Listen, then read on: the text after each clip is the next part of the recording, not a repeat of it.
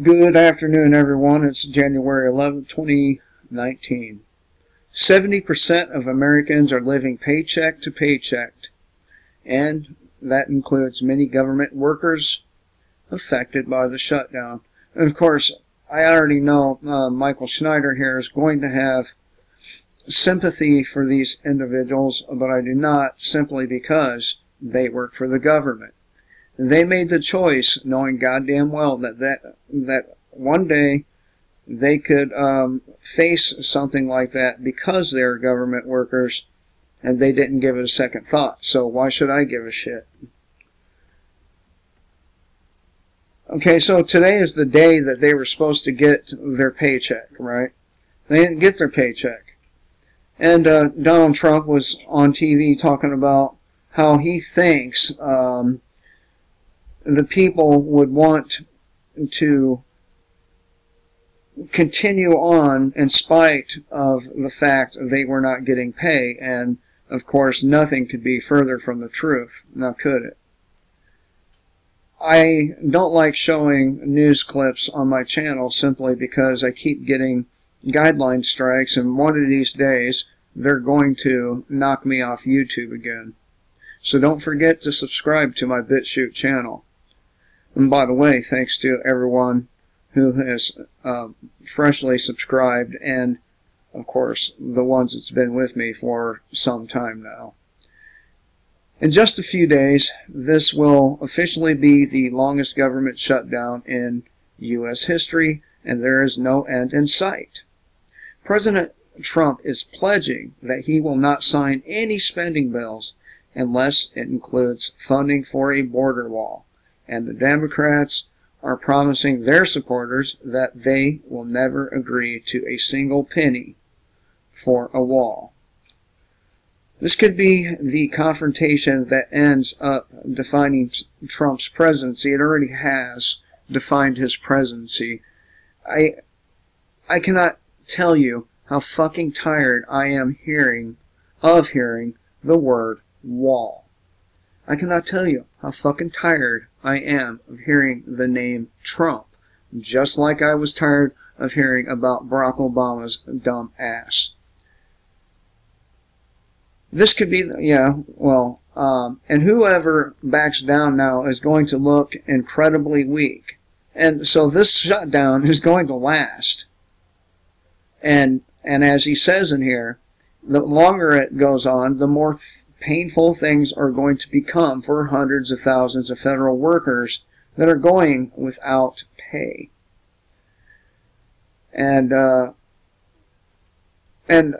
you know, that doesn't include direct federal workers. That includes contractors as well.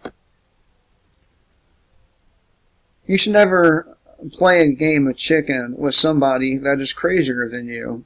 In this case, it looks like both sides fully expect the other party to blink first, but the truth is that neither side is likely to yield anytime soon. So these days the days ahead are likely to be exceedingly painful for most federal workers because, like the population as a whole, most of them are living paycheck to paycheck. In fact, one survey found that 78% of American workers are currently living paycheck to paycheck. Government workers are far from alone in feeling stressed about not getting paid. Nearly 80% of American workers say they are living paycheck to paycheck, according to a 2017 report by employment website Career Builder. Women are particularly vulnerable. 81% of them report living paycheck to paycheck, compared with 75% of men. A lot of that has to do with the number of hours men work. But my son's mom, she'll work some hours. As I have repeatedly stressed, living paycheck to paycheck is something that you do not want to do if at all possible. But, Michael Schneider, it's not that easy to start a business. It's not that easy to make a YouTube channel. It's not easy to make a fucking website channel, store, a web store. So living paycheck to paycheck is the reality for most Americans. And most Americans are one paycheck away from eviction. That same survey also discovered that 70% of all workers are currently in debt. Just more than 70% of all respondents say that they are in debt, and a quarter of workers say they weren't able to make ends meet at the end of every month of the past year. If you're scrambling to make debt payments every month and you have no financial cushion to fall back on, then you have no room for error. And that is where most Americans find themselves today. Fucking broke. Fucking broke. I feel that same thing. The best job I've had here in South Carolina, pay-wise, was operating a rollback. And of course, those motherfuckers ripped me off for 2 paychecks. But 30% commission, that's a good commission, and if any of you out there have that skill, you might want to consider doing that, because a lot of times the record work is commission, and you get a lot of calls. Of course, mainstream media is going to be filled with sob stories from these workers for as long as this shutdown lasts. For instance, CNN recently profiled the plight of TSA security officer Jessica Caraballo. Okay, so who gives a shit about a TSA worker? Do you? Do you really give a shit about that bitch that pats you down, that throws you in the cancer machines, that picks through your luggage? Do you really fucking care if this person is hurting? I do not. And this is what they had to say about her. The partial government shutdown that began December 22nd left Caraballo and 42,000 other federal workers across the country forced to work without a paycheck. 2 weeks have passed, and dozens of families like Caraballo's have put their lives on hold. Rent is due, light bill, gas bill, my car bill is due on the 26th, she said. And again, I don't care about their hardship. They chose to work for the government, knowing motherfucking well what kind of evil, disgusting entity it is. Maybe that's why they do it, though. Maybe they're evil and disgusting. As I've noted before, most any state, federal office you go into, the people in there are fucking assholes. So I don't feel sorry for them. They can kiss my ass.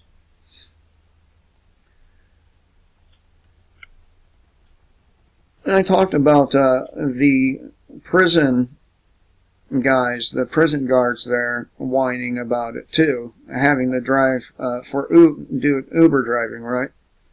Well, I feel pretty much the same way about that guy as I did the TSA worker, only I have a little more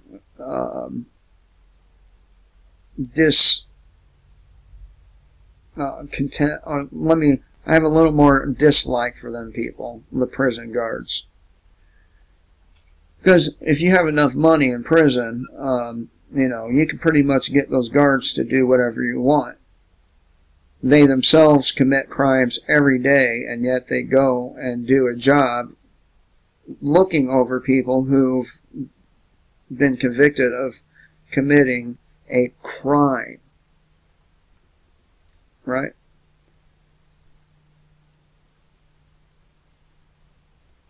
Okay, so the U.S. Department of Agriculture oversees SNAP at the federal level, is one of the agencies unfunded during the partial shutdown USDA Secretary Sonny Perdue announced Tuesday that SNAP would be funded through February, thanks to the funding bill that expired on December 22nd, which included a provision allowing federal agencies to make obligated payments to support certain programs for 30 days after its expiration date.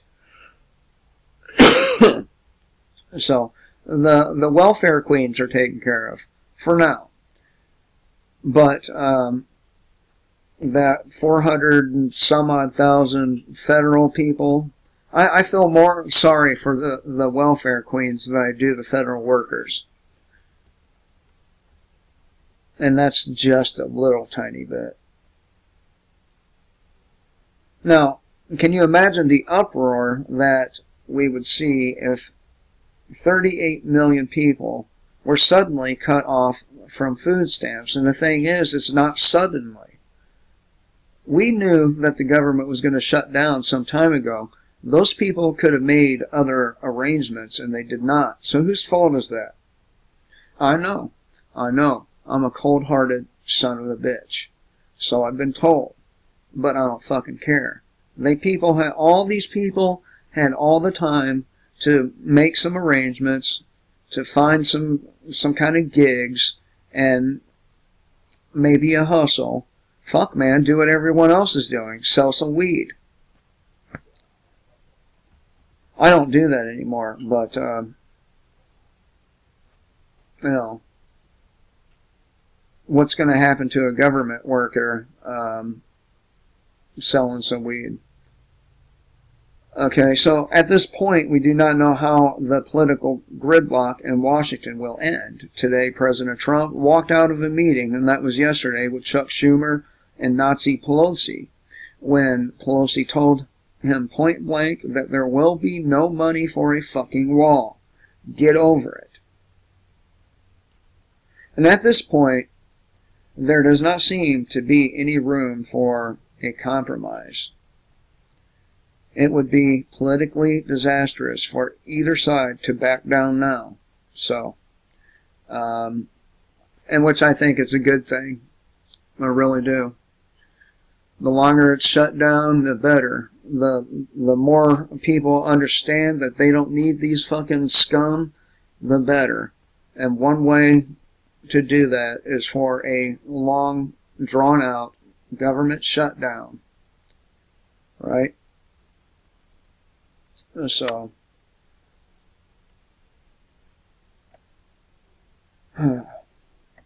let's see what else is happening. So, this video ain't very long yet.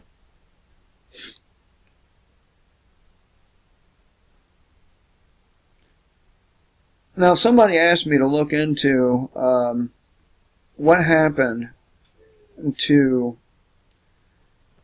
the Camp Fire refugees from Paradise, California. I can't find any information at all on these people. Now, I have seen some video footage of FEMA police going into the homeless shelters where some refugees were, rounding them up and forcing them to one of them FEMA barges, where of course you're never seen or heard from again after you get on there. And I know, it's a conspiracy theory, but I don't believe in coincidences at all, man. I really don't.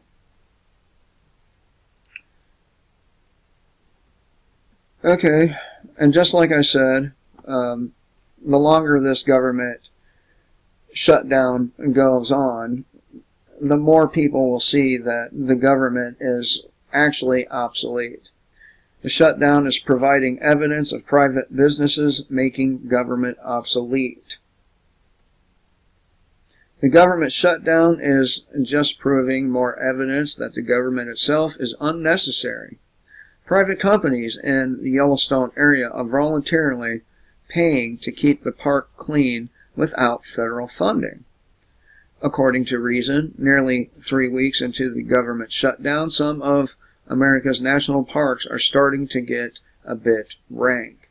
Access to the parks, which are supposedly owned by the people who think they are the government, is free since there are no employees to collect the typical $35 per vehicle entrance fee. And that's a fucking outrage if the people own it, right? But that comes with the trade-off of there being no employees to empty trash bins or clean toilets either. Meanwhile, without being forced by the government, private companies are voluntarily paying to keep Yellowstone National Park in Wyoming clean. National Public Radio reports local businesses are chipping in to make sure the bathrooms get clean, the roads get plowed, and the tourists keep coming. Even in the middle of winter, the park gets an estimated 20,000 visitors a month. And those hardy folks want to rent snowmobiles, hire tour guides, take sightseeing trips. The private sector businesses that thrive on those tourist dollars have a pretty strong incentive to make sure Yellowstone remains accessible. Much more incentive than the government has.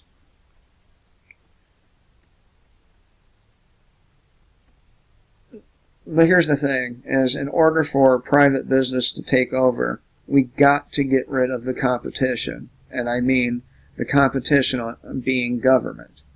Government is not good for anyone or anything. Look at your roads.